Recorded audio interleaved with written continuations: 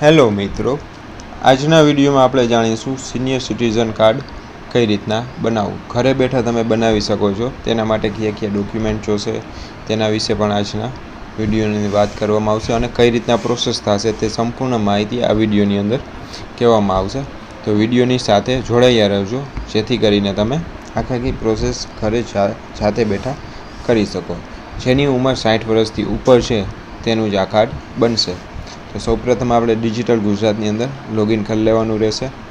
ત્યારબાદ અહીંયા સર્વિસની અંદર સિટીઝન સર્વિસ તેના ઉપર ક્લિક કરવાનું રહેશે. તેના ઉપર ક્લિક કરી લીધા બાદ અહીંયા તમારે ગુજરાતી કે ઇંગ્લિશ જે લેંગ્વેજમાં તમને અનુકૂળ હોય તે લેંગ્વેજ અહીંયાથી ચેન્જ કરી અને તમે અહીંયા તમે પ્રોસેસ કરી શકો છો. તો અત્યારે હાલમાં પોર્ટલ પર 6 નંબરની પ્રોસેસ છે, સિનિયર સિટીઝન પ્રમાણપત્ર.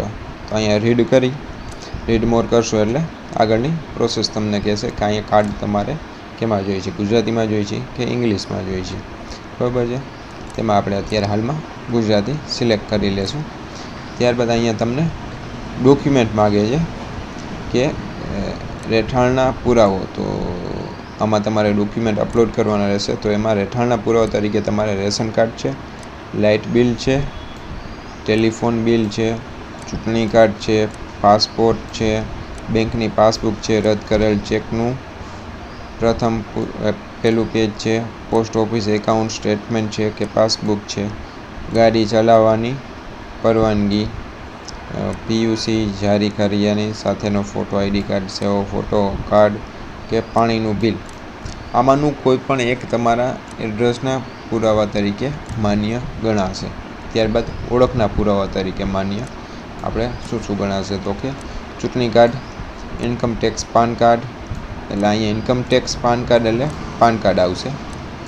અહીંયા પાસપોર્ટ, ત્યારબાદ ગાડી ચલાવવાના પરવાનગી એટલે પીયુસી દ્વારા સરકાર ફોટો, આઈડી કાર્ડ, સેવાનો ફોટો અને અહીંયા સેવા ફોટો ઓળખ કાર્ડ એટલે અહીંયા સેવા ફોટો ઓળખ કાર્ડ એટલે ગમે એ હાલશે. અહીંયા પાણીનું બિલ અને માન્ય શૈક્ષણિક સંસ્થાઓ દ્વારા જારી કરેલા ફોટો આઈડી કાર્ડ, કોઈ શૈક્ષણિક સંસ્થાએ જારી કરેલું હોય ફોટો આઈડી કાર્ડ તો પણ તે પણ માન્ય રહેશે. મહત્ત્વની વાત છે કે ઉંમરના પુરાવામાં કોઈ પણ એક, એટલે ઉંમરના પુરાવા માટે શું તમે આપશો. એક તો જન્મનું પ્રમાણપત્ર છે, બીજું છે એલસી, ત્રીજું છે પાન કાર્ડ, ચોથું છે પાસપોર્ટ અને પાંચમું છે સિવિલ સર્જનનો દાખલો. સિવિલ હોસ્પિટલે જઈ અને તમારી ઉંમરનો દાખલો તમારે કાઢવાનો રહેશે. ત્યાર પછી ગાડી ચલાવવાનો પરવાનગી એટલે ડ્રાઇવિંગ લાઇસન્સ. ઓકે, સેવા સાથે જોડાવા માટેની જરૂરી પુરાવો, પીપીઓ યુક્ત નકલ, અરજી સાથે રજૂ કરેલ સોગંદનામું અને તલાટીનો દાખલો આ સેવા સાથે જોડાવા માટેની જરૂરી પુરાવા છે. ત્યારબાદ હવે અહીંયા ફી છે, અહીંયા તેની 20 રૂપિયા. અત્યારે ચૂકવો તો અત્યારે ચૂકવી શકો છો અને પછી પણ ચૂકવી શકો. ચૂકવણી શરતો અને કનેક્શન અને અહીંયા તમે ખાલી સેવા લેવા માટે કરશો એટલે આગળની પ્રોસેસ થશે. ત્યારબાદ તમારું હોમ પેજ કંઈક આવી રીતના આવશે. તેમાં તમારે અહીંયા પ્રોફાઇલમાં તમારું છે બેઝિક, તમે અહીંયા પ્રોફાઇલ જે તમારું બનાવેલું હતું તે ભર્યું છે તે મુજબ અહીંયા આવી જશે.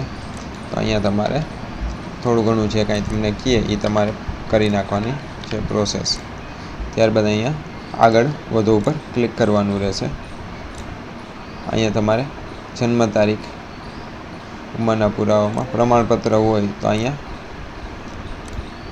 તમારે અહીંયા ઉંમર લખવાની રહેશે જે ડૉક્ટરે તમને કાઢીને આપેલું હોય તો, અને જો તમારે જન્મ તારીખ હોય તો અહીંયા તમારી જન્મ તારીખ લખી નાખવાની છે.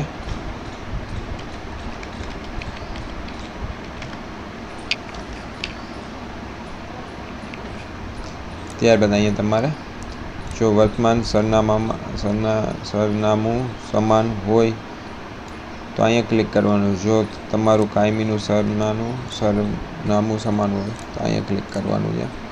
એટલે આ તમારું આધાર બેઝ ઉપર જે સરનામું છે કે તમારે જે પ્રોફાઇલ બેઝ છે તે અહીંયા સરનામું લઈ લેશે. અહીંયા પ્રમાણપત્રનો હેતુ, તમારે આ પ્રમાણપત્ર કયા હેતુ માટે જોઈએ છે તે અહીંયા લખવાનું રહેશે. ત્યારબાદ તમે અહીંયા આગળ વધુ ઉપર ક્લિક કરશો એટલે સક્સેસફુલી પ્રોસેસ થઈ જશે. ત્યારબાદ અહીંયા તમારે રહેઠાણનો પુરાવો.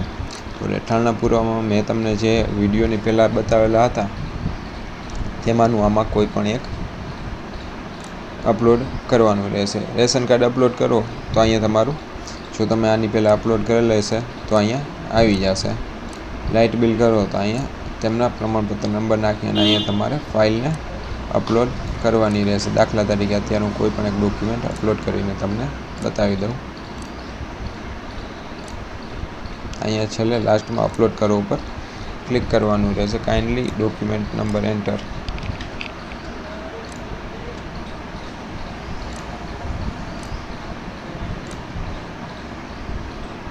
અહીંયા ડોક્યુમેન્ટ અટેચ આવું ગ્રીન કલરમાં લખાઈને આવી જાય અને લાસ્ટ અપડેટ 15/8/2026 આવું લખાઈને આવી જાય એટલે તમારે સમજી લેવાનું કે આની અંદર ડોક્યુમેન્ટ અપલોડ થઈ ગયું છે. આવી રીતના એક પછી એકનું ડોક્યુમેન્ટ અપલોડ કરવાનું રહેશે. ઓળખના પુરાવાનું પણ અહીંયા તમને લિસ્ટ આપેલું છે. આમાંનું કોઈ પણ એક ઓળખનો પુરાવો તમે નાખી શકો છો.